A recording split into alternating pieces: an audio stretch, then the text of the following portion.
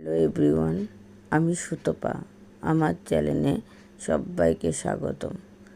আজ আমার শরীরটা খুব একটা ভালো নেই, মনটাও ভালো নেই, কিন্তু কিছু করার নেই।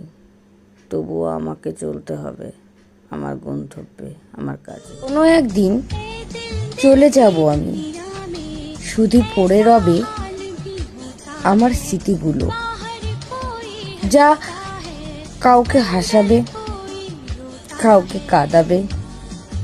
কেউ চাইবে আমায় ফিরে পেতে, আর কেউ চাইবে আমায় ভুলে যেতে। छुपा है कहाँ ए दिल